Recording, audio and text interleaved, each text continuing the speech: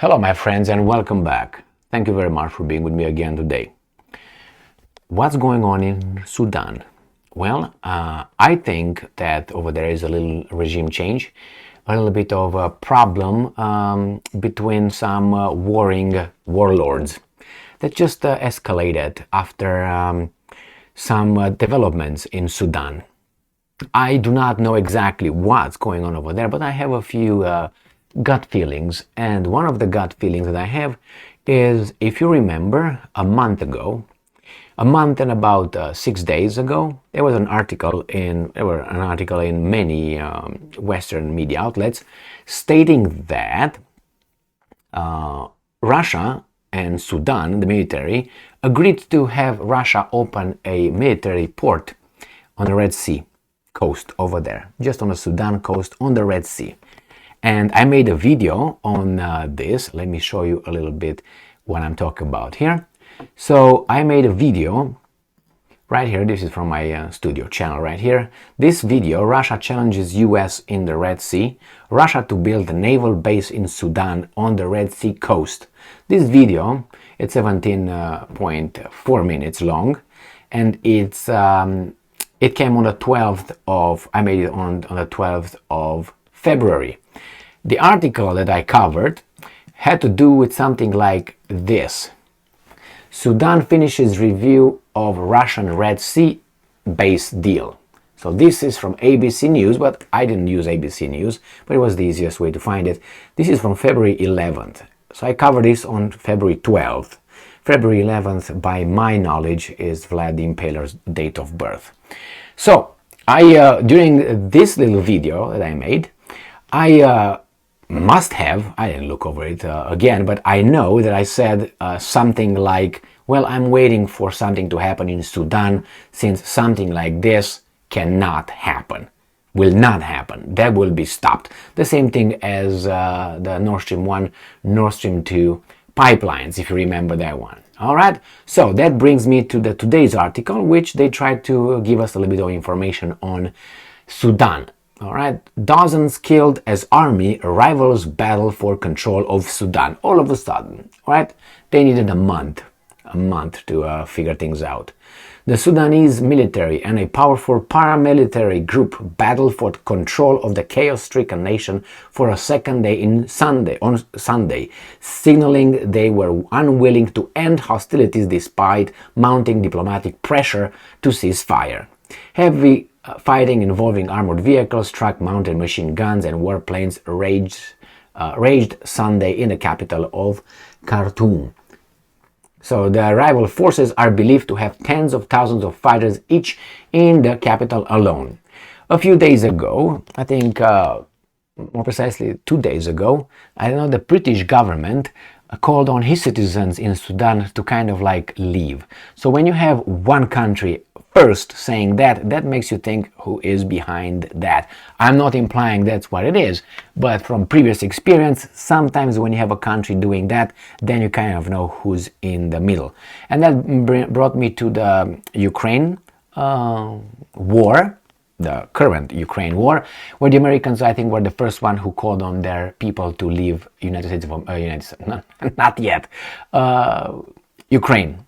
And then the rest is, okay, we're out. If the American says it's time to go, something big is coming. Just pay attention when you see something like this occurring, like a little scuffle, a little, how they call it, a little uprising, people spontaneously uprise, do something, protest the government, like in, for instance, Georgia with Saakashvili, but now it's different a little bit. You're going to figure out when you hear a country saying, well, we are urging our citizens to leave the country or to do something else, like bye-bye, that country knows what's next. Not because he just found out, but maybe is behind what's going to happen next. But hey, this is what I got to see and understand as a pattern in the world. It doesn't mean that that's exactly what's going on here, but I have a gut feeling that these things are a little bit connected. The Russian military base over there and this scuffle, they just, it took a month and 7 days or so, 6 days, whatever, to start. But as I said, this is just I think could be one lead to what is going on over there. There could be some others. The guys just don't get along, and the guys are two generals who they were responsible, according to this article that I'm going to finish reading, for a coup that they ousted. How should I put it? They changed the political system. They changed from a democracy to transition to democracy to whatever they have right now. So, at least 5 civilians were killed. Tra-la-la-lu-lu-lu.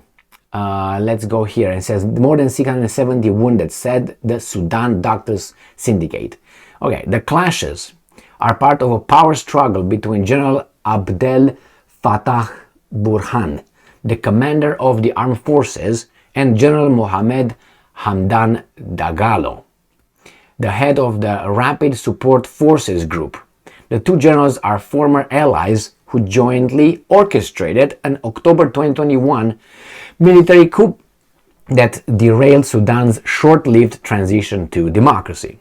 In recent months, internationally backed negotiations revived hopes for such a transition, but growing tensions between the two eventually delayed a deal with political parties. So I would, whomever, if this guy who's in charge right now, right, General Abdel Fattah Burhan, let's say he somehow wins, but the other guy is going to be helped with weapons from if this guy wins, then we're not going to hear anything about Americans showing up over there. If this guy, the other general, wins somehow, then we're going to hear how immediately this is going to be a path to transition to democracy again, and immediately the Americans will be showing up and their Brits will go over there and shake hands with Mr. Mohammed. That's my prediction. Now, I've been wrong before, not too many times, but in this case, this could be a scenario, right? I don't really like scenarios, but to me, this sounds too. Most likely, this is the accurate scenario. Why? Because of that thing with the Russians, which not necessarily has to be connected, right? But it's just that I've seen this before. And if you really want to do some research, look in the past about 5 months or 6 months, about 5 months. The Russians started courting or visiting, which is Lavrov, going in Africa, in the continent of Africa, and visited a lot of countries. Guess who followed him? Behind him to try to negotiate the deals Lavrov made. Well, you're going to go and check, and you're going to find the Americans. All right? So if I go to my neighbors and try to do a hanky-panky with him, leave, then the other guy goes over there and tries to, I don't know if you've ever seen, for instance, some documentaries on hyenas and real hyenas, not the Western hyenas. The hyenas and the lions, they don't like one another in the wild, obviously, not in the in the zoos either. But anyway, so when you see the male lion, going around and he's marking his territory, you would see a hyena, the matriarch of the clan, coming after and erasing that, leaving its scent over there after the lion, and scraping the lion's how should I put it, territory marking a pee-pee, all right, or piece. So you can look into that. There's a lot of documentaries on that. That's what Americans kind of did with Blinken and Lavrov. That's how I interpret it. So this Sudan was one of those things where I think the Americans did not have an entry at all. So they say, okay, maybe it's easy to call Mohammed Balabam Turulum and say, hey, this, that. If yes, you're going to be the one. Okay, we're behind you. All right. It doesn't mean that the Russians are not behind the other guy. I mean, the Russians are not angels. Nobody's an angel. Only the United States of America. America. Okay, now we throw the bullshit. Let's move on. So, I'm going to find out and see. I'm going to be waiting to see.